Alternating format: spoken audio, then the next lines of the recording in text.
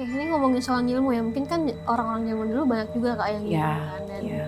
kebetulan dari karena dia ini memang Iya. udah turunan ke berapa gitu kan. Nah tapi sebenarnya dari opungnya ini tuh selain melindungi dari musuh ya, maksudnya mungkin dia ngilmu juga selain melindungi dari musuh yang suka ngirim-ngirim juga. Ada lagi nggak sih Kak kebutuhan dia, kebutuhan opung? Enggak sih, sebenarnya emang bener-bener pure kalau orang zaman dulu tuh cuman emang bener-bener pure ini karena bisnis, persaingan bisnisnya, dan memang karena dia tahu kekurangannya dia adalah tidak bisa menahan emosi, jadi dia kapanpun bisa ibaratnya mukul orang, nyakitin orang kapan aja, dan dia tahu bakalan punya musuh di mana-mana, jadi dirasa dia butuh. Dia mau bagaimanapun keluarganya dia selalu aman, selalu nggak kena jangkauan siapapun. Pokoknya semua dilindungin sama dia. Tadi kan Kakak ngomong kalau itu harus diwariskan ya, atau bisa diwariskan ke keturunan-keturunannya. Nah, Bisa. gimana kalau misalkan keturunan itu menolak? Rata-rata itu nggak dibilang sih. Maksudnya ngewarisinnya tuh nggak, nanti kamu saya warisin ilmu saya ya, enggak. Tapi memang, dan yang mewariskan pun, yang orang ilmu ini pun juga nggak sembarangan.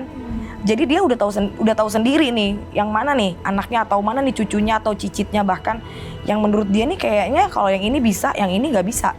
Aku kan sempat berobat juga kan, maksudnya dibersihin juga kan sama orang gitu kan. Udah beberapa orang yang bilang kayak kamu tuh salah satu wadah yang kuat di Iya. antara turunan opung itu.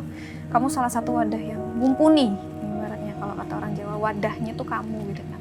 Sebenarnya opung itu tidak meninggalkan atau memegangkan benda pusakanya itu ke kamu secara langsung, enggak, tapi benda itu yang memilih kamu. Iya. Bendanya itu yang memilih saya, dia nyari mana nih yang Capek. cocok gitu kan, cocok buat di dirawat gitu. Tapi saya nggak ini.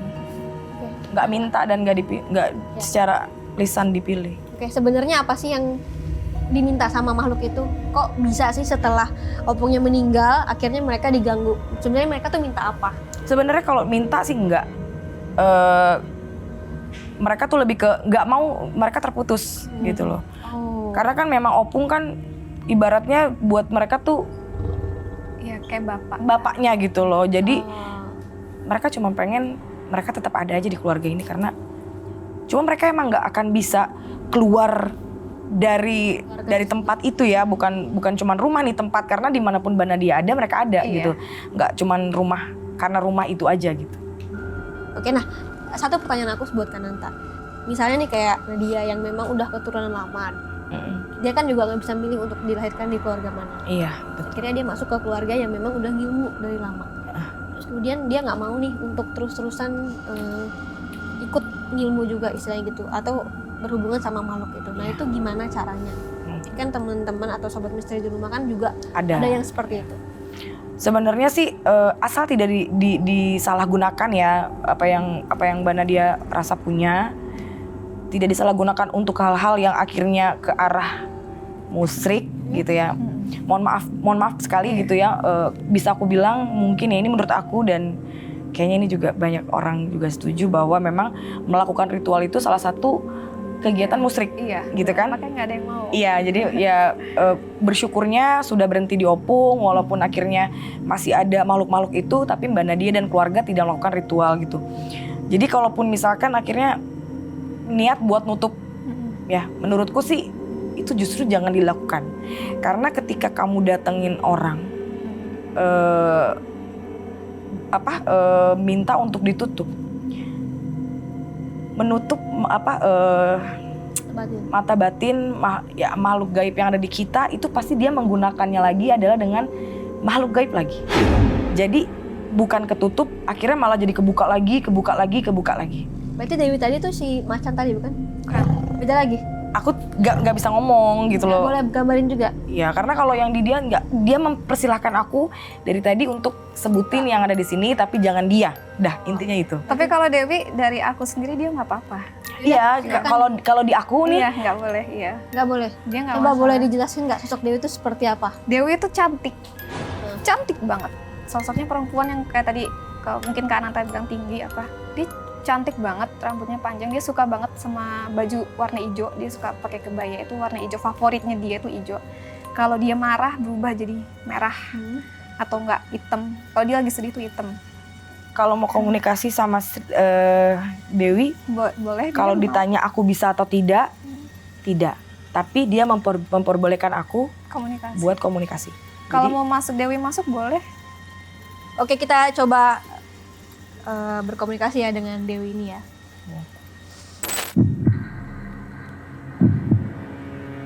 ada yang mau disampaikan? Kenapa cinta sekali sama dia? Karena saya sudah ikut dia dari kecil. Saya sudah ditakdirkan sama dia.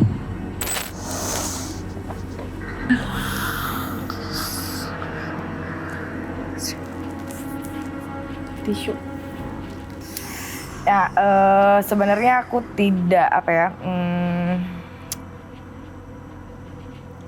makanya tidak ada pertanyaan apapun yang lebih jauh gitu, karena emang aku takutnya nanti ada hal yang diterima oleh orang yang nantinya nonton tuh berbeda gitu ya. Jadi makanya seputaran Kenapa mencintai Nadia? Nadia aja gitu. Untuk yang hal-hal lain aku nggak mau jadi nanti ada yang salah. Oke, mungkin dari Kananta ada nggak sih saran buat Mbak Nadia dan juga keluarga dan rumahnya diapain gitu? Atau mungkin teman-teman buat misteri di rumah, ada saran nggak? Jangan pernah menggantungkan hidup kepada makhluk gaib, intinya itu. Jadi kalau memang butuh pertolongan, kembali kepada Tuhan ya. Kalau bisa, menurutku hindari buat pakai-pakai yang kayak gitu ya, maksudnya untuk ngelindungin, untuk ngejaga, kebal dan lain-lain gitu ya. Karena belum tentu ya, nggak semuanya berdampaknya tuh Baik. oke-oke aja. Kayak Mbak Nadia gini kan masih tergolong keluarganya oke-oke aja, nggak ada yang sampai ekstrim bagaimana gitu. Karena memang opungnya Mbak Nadia ini gunain itu semua untuk dirinya, bukan misalkan niat jahat buat orang atau apa gitu ya, memang untuk melindungi dia dan keluarganya. Terus kalau untuk rumah neneknya Mbak Nadia, aku aja nggak ngerti harus ngapain ya. Oke. Karena aku ngelihatnya udah terlalu Banyak. rame banget gitu loh, jadi Ya udahlah. Nyampur juga sebenarnya dari luar masuk. iya udah rame banget gitu ya. Pasti ya sering-sering jadiin tempat ibadah lah ya. Kalau mungkin dulu di situ ada ritual dan segala macam, diganti jadi banyak ibadah ya. Usaha dulu lah gitu ya, lebih ke situ. Oke, thank you Kananta, thank you juga Mbak Nadia dan Sobat Misteri. Nggak terasa udah 30 menit aku nemenin kalian bersama Kananta dan juga Mbak Nadia.